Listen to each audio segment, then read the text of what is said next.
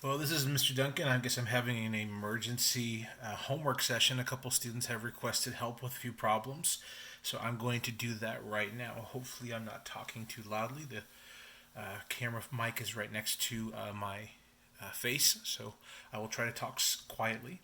The first question is from number 18, and this is on Classroom, of course. So the problem is, let's see if we can get that so we can see it. X minus 3 over 2 is equal to 2 over x. So of course we're going to cross multiply first. That gives us x times the quantity x minus 3 in parentheses. Next we're going to set that equal to 2 times 2. 2 times 2. So we can write 2 times 2. I'm just going to put 4 here because that's what 2 times 2 is. It'll save us a little bit of time. Okay, now, as before, we're going to need to distribute. So that x is going to get multiplied times both of the terms inside the parentheses. That will give me x squared minus 3x equals 4. Now, this is a quadratic equation, so we are going to not be able to use our typical of combining like terms and dividing and solving the way we've been doing other problems. This problem requires us to use a different method. And I will show you that method now. We're going to get all of the terms on one side of the equation, which means this 4, we need to move him over here. So I'm going to subtract that 4 to the other side, like so. When I do so, I end up with x squared minus 3x minus 4. The 4 doesn't get combined with anything else because it's not like any of the other terms, so it just drops down. On the right-hand side of the equation, we get 0. And this is right where we want to be. This is called the standard form of our quadratic equation. There are two ways to solve a quadratic equation. One, if the numbers are factorable, then we can write this as the product of two more simple terms, which we write as 2 parentheses. And we're going to fill these parentheses in with terms. If it's not factorable, or if we want to use a different method, we can use what is called the quadratic formula. That is always available for problems like this. It's more messy, but it always works. So, to proceed, I'm going to look at this, and I can see that this is actually going to be factorable, meaning we can break it up into these smaller pieces, and of course set them equal to 0. So, the way I'm going to set this up is using the box method to help you make sense of this. Hopefully I have enough room here. Probably give myself just a little bit more room, but we'll make do. Hopefully we can see this on the camera. Okay, so we're going to treat these quantities as if this represents the area of this box. And what we're trying to figure out is what would the side lengths of this box have to be so that when we multiply them, we would get this area, these values here. So the x squared term goes in the top left quadrant, and the minus 4 goes in the bottom right quadrant. And this minus 3x, these two boxes will add up to give us a minus 3x, or they'll subtract one or the other. So we'll put that minus 3x up there, indicating that when we combine these two boxes, whatever their values are, we end up with this quantity. We don't know what those terms are yet. We're trying to figure that out. Now, I know that the only way we can get an x squared term here is if we multiply by x times x. That would be the most sensible thing to do. Okay. So already we know what's going to go inside our parentheses. At first, we're going to have an x and an x term. So this side length will be one of our parentheses. The other side length will be our other binomial term. Next, we need to figure out what constant numbers are going to go here so that when I multiply them, I get the number negative 4. Well, there's only two really options we can do to get negative 4. Either it's 1 times 4 or it's 2 times 2. Those are the only pairs of factors that are going to multiply to give us a 4. Now, since it's negative, one of these is going to have to be a different sign than the other. So one's going to be positive, the other one's going to be negative. I don't know which one, but it's going to be one of these. Okay. So we now know it's either 1 times 4 or it's 2 times 2. I need to now decide which pair of factors here, when I subtract them, because their signs are different, when I combine them, I can get a minus 3. Well, 2 and 2 is either going to be 0 or 2 and 2 is going to be 4 if I were adding. So that's not going to work. The only ones that will work will be 1 and 4. So I know that 1 and 4 are my terms that are going to go on the side of this box. It doesn't matter which side I put them on. So I'm going to put the 1 here for now. going to put the 4 down here. It's totally okay. Now, I know one of them is negative. To figure out which one's negative, I look here and I go, oh, I have a negative 3. Well, the only way we're going to get a negative 3 is if this term were negative, because negative 4 plus a positive 1 will give me a negative 3. So this needs to be a minus. This needs to be a plus. And now we can see that positive 1 times negative 4 is negative 4. Positive 1 times x, that's positive 1x, if you want to put that there. And this box here will be negative 4 times x, which will be negative 4x. And when you add those, you indeed get minus 3x. So we have now figured out the side lengths we need. One of them is x plus 1, and the other one is x minus 4. This is very different from the other problems we've done so far. Okay, so this now tells us that these two quantities are, when we multiply them, are equal to 0. Well, the only number you can multiply to get to 0 is 0, meaning either this thing equals 0 or this thing equals 0. It's called the zero product property. So we're going to set each of those independently equal to 0. So x plus 1 equals 0. If we solve this, we're going to subtract 1 from both sides. We get x is equal to negative 1. So that's one possible answer. Or if we do x minus 4 equals 0, if I add 4 to both sides, I get x is equal to 4. So we have two answer choices here that are viable for this problem. Okay. All right, so that's number 18. Let's do a quick recap. We cross-multiplied as normal. We then distributed just as we would normally. We saw that we had a x to the second power that's called a quadratic term. So we know we can't use simple addition, subtraction, multiplication, or division to simplify this equation further. We're going to have to use either factoring, which is what we did here, or we're going to have to use quadratic formula, which we haven't used yet here. But maybe I'll do it in a different problem just so you can see what that looks like. In order to use either one, we need to get this equation into standard form, and that's where we have the highest power term, the second highest power term, and their constant all on the one side of the equation. It doesn't matter which side, but on one of the sides of the equation. To do that, we moved the 4 over, so it was on the left-hand side. So we subtracted 4 from both sides. That got all of our terms on the left, and they are from highest power, right? Degree 2, degree 1, and then our constant term. So they're going down each time. And this is in standard form where we can now factor this, or we can attempt to factor it. So we attempted to factor it, and it did factor. We found that this can be broken up into two smaller, simpler terms, and these are called binomials. Bi meaning two, nomial meaning terms. So two-term things. There's two terms here, two terms in there. Okay.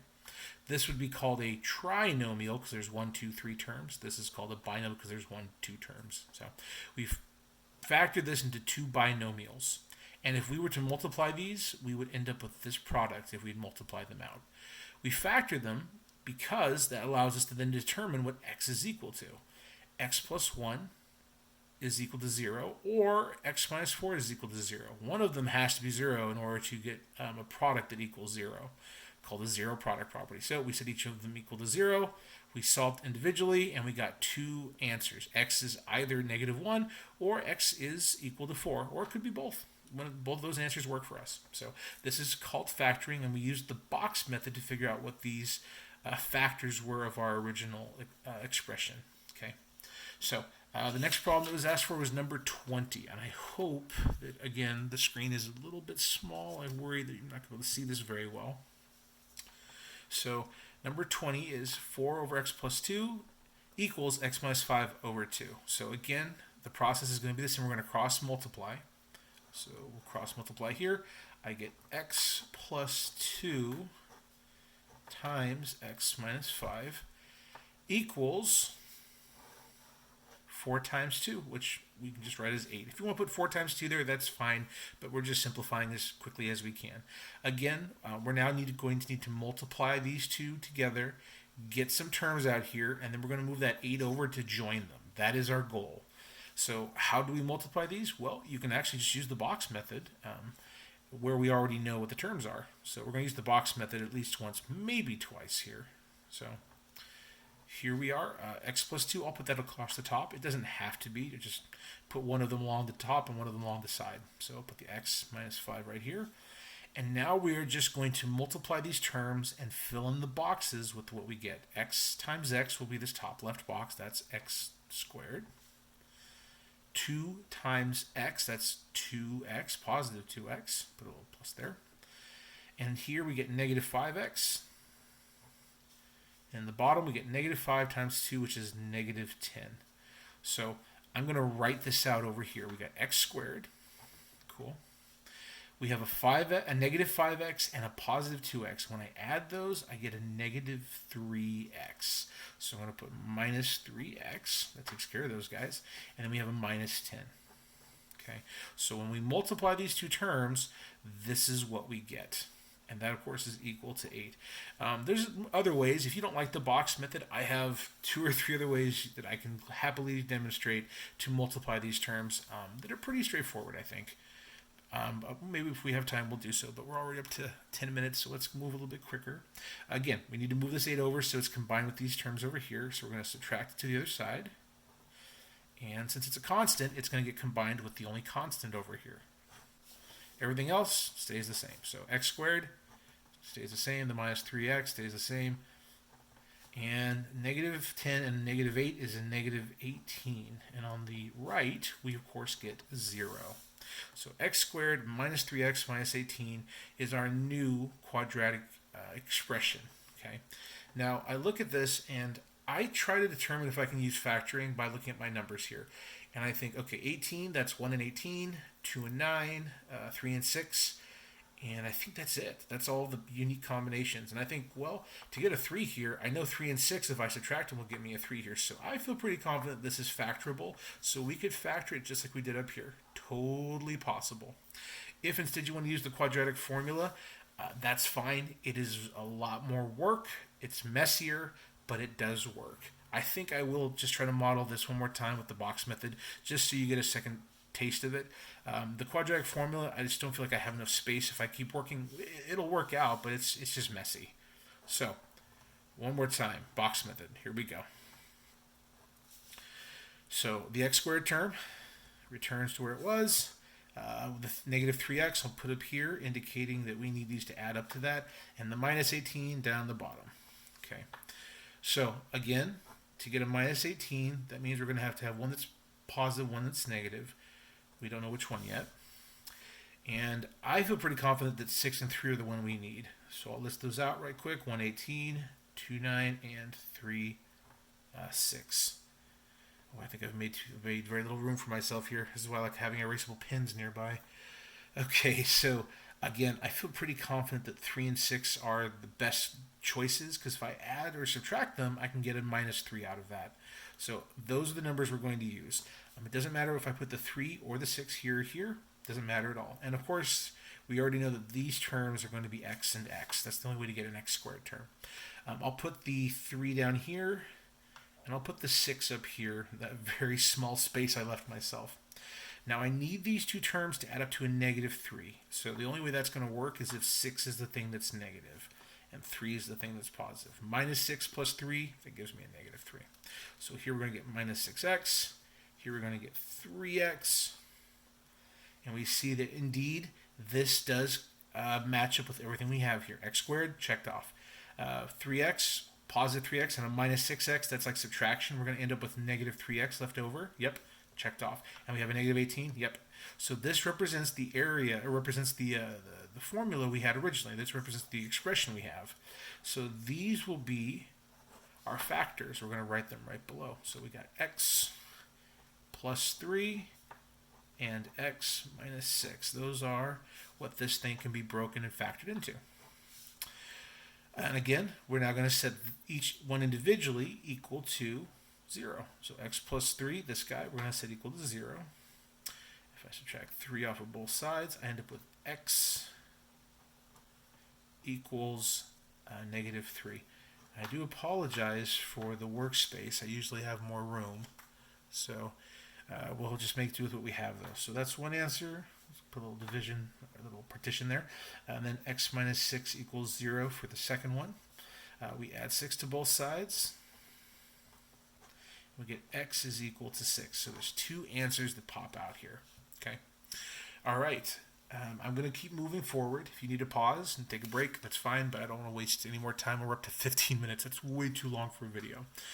Okay, 23 was asked about. Now, if I recall, it says something about this person wants to do an enlargement of like a picture that she has, like a photograph, I think, and she wants to enlarge it. And I think it said to enlarge the picture, it starts off as 4 by 6, and they want to have a ratio between these two figures of, I believe, 2 to 5. I believe that's right. So that means we want to scale this up at a ratio of 2 to 5. So what that means is that our original side length 4 compares to the new side length x the same way that 2 compares to 5. That's what we need to do. We're going to make two equations in order to find each of our individual lengths. So we're going to say 4 is to x as 2 is to 5. Because they want our new thing to be at the same ratio of 2 to 5. So now we can solve this proportion and we can solve for x. So we're going to cross multiply. We get 2x equals 4 times 5. Divide both sides by 2. And x is going to equal 4 times 5 divided by 2. That's 20 divided by 2, which is 10. Or if you do it my way, divide first. That's going to become 2, 1. 2 times 5, 10. Same answer. So this is the value for this side length. It needs to be 10 units. So I guess that's the width. The length, y, we're going to use the same principle, but instead of using 4, this time we're going to use 6. So 6 on our pre-image is to y.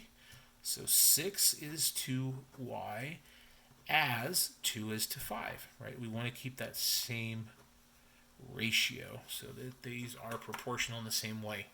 So this is our proportion. 6 is to y as 2 is to 5, right? That's the scale factor they want us to use. So to get our answer, we're going to then cross multiply again. We get 2y equals 6 times 5. And if it makes you feel better, here's me circling them so you can see. So 2 times y right there, 6 times 5 right there. So divide both sides by 2. And you end up with y is equal to, and I'm going to simplify, 30 divided by 2 is 15. But just 1, that becomes 3. Divide both of those by 2. 3 times 5, 15. Yep. So there's two ways you can, of course, go about solving a simple math like this, simple arithmetic. So here are our side lengths. X is 10 and y is 15. So our width needs to be 10, our length needs to be 15 in order for the original to compare to the new image, the enlarged image, at a rate of 2 to 5, 2 comparing to 5. All right, I hope that has been helpful. Good night.